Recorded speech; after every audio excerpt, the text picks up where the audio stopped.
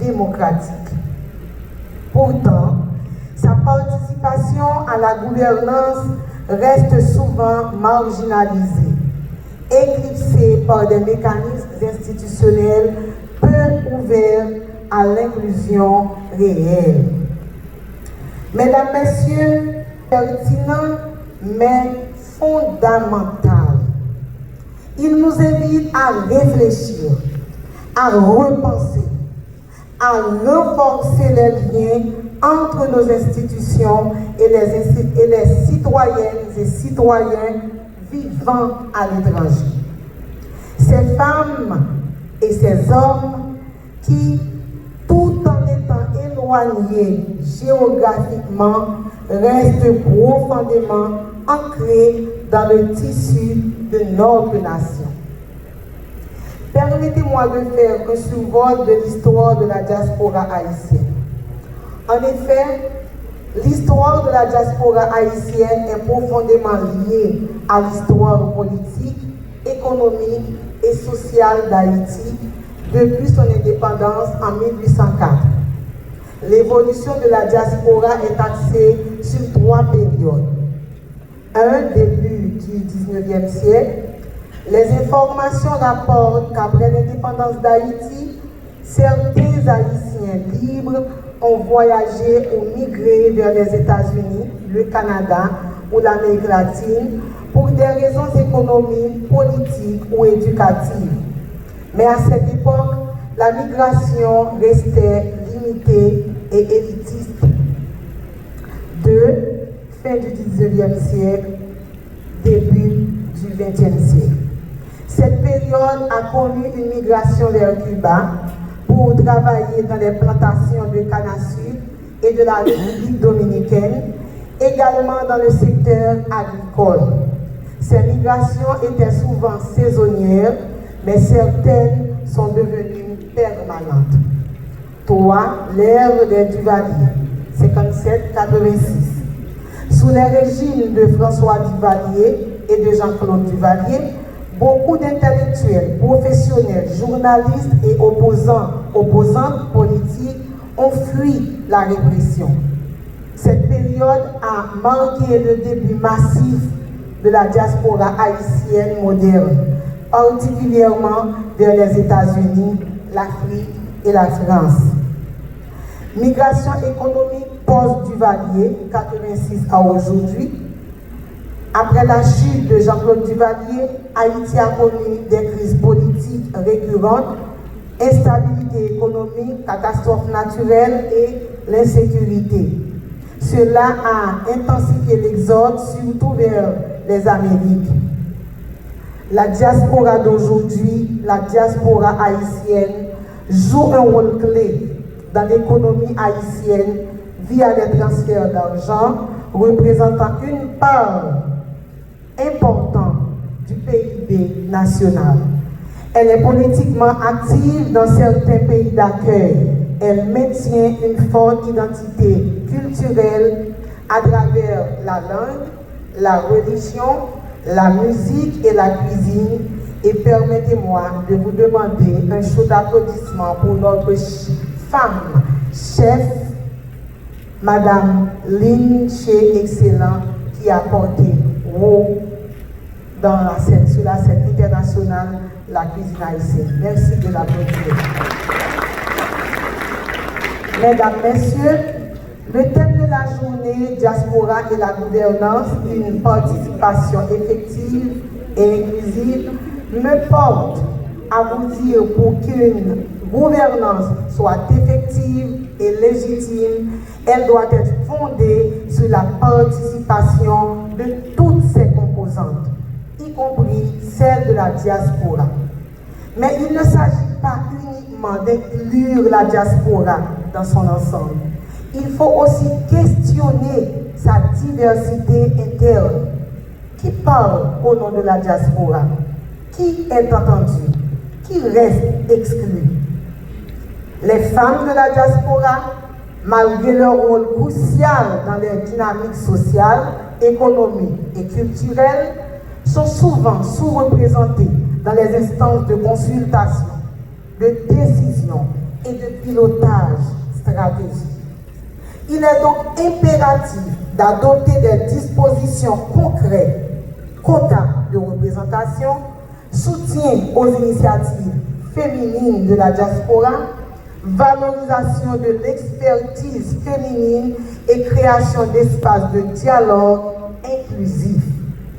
Il faut aussi une volonté politique claire en matière d'intégration politique de la diaspora avec focus sur les femmes, notamment la réalisation de séances de formation politique et leadership pour les femmes de la diaspora intéressées à la politique, la création de plateformes de dialogue entre les institutions publiques et représentants de la diaspora féminine, y compris des programmes d'accompagnement pour leur insertion dans les partis politiques dans les pays d'origine ou d'accueil. En somme, pour une gouvernance réelle, participative et transformative, la diaspora haïtienne ne peut être pensée sans ces femmes. Les inclure pleinement, c'est renforcer l'impact, la légitimité et la durabilité des politiques de développement. Elle est aussi et surtout un acteur contournable du développement, tant économique que culturel, social et démocratique.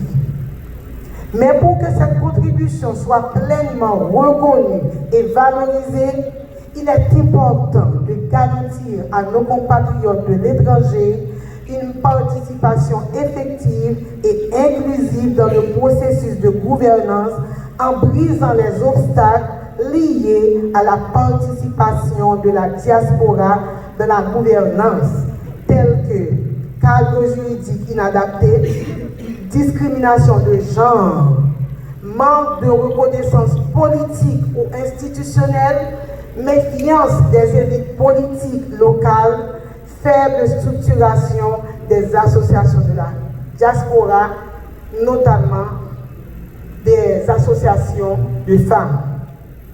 Mesdames, Messieurs, inclure la diaspora dans le processus de gouvernance ne doit pas être perçu comme une faveur, mais comme une nécessité stratégique. Il s'agit de leviers d'innovation démocratique et de co-construction du développement. Dans ce contexte, le ministère à la condition féminine et aux droits des femmes travaille en collaboration avec le ministère des Haïtiens vivant à l'étranger pour une gouvernance réellement inclusive qui passera par une réelle reconnaissance politique de la diaspora, soutenue par des réformes structurelles et une volonté politique affirmée. À cet effet, le gouvernement s'engage à renforcer les cadres législatifs et institutionnels pour renforcer cette inclusion.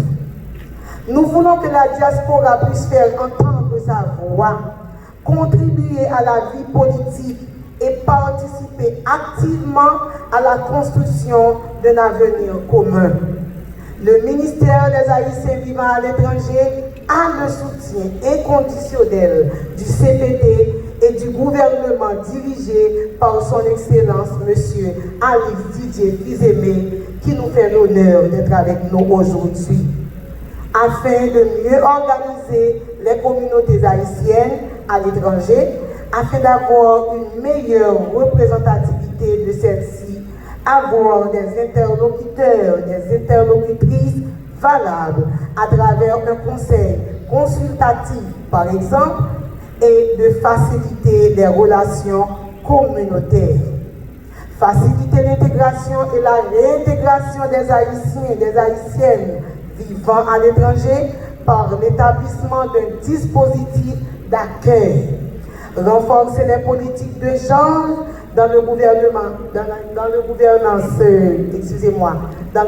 la gouvernance migratoire promouvoir la participation active de la diaspora haïtienne par la mobilisation et l'incitation à s'impliquer davantage dans le développement régional du pays, notamment dans le secteur productif national, communiquer en permanence avec les communautés haïtiennes à l'étranger pour établir de liens durables avec elles. Par ailleurs, le MCFDF veillera à ce que la diaspora féminine ne soit pas en marge car elle est une actrice de changement. Aujourd'hui, il est plus que jamais crucial de reconnaître la place centrale des femmes, y compris celles issues de la diaspora, dans le développement et la gouvernance de notre société. Les femmes de la diaspora représentent une force vive. Elles sont entrepreneurs, intellectuelles, militantes, investies dans leur communauté d'origine d'accueil. Elles méritent une place équitable à la table des décisions politiques. Permettez que je termine en remerciant la ministre, la ministre de la condition féminine des Haïtiens vivant à l'étranger et toute son équipe. Merci pour votre engagement. Merci pour votre implication.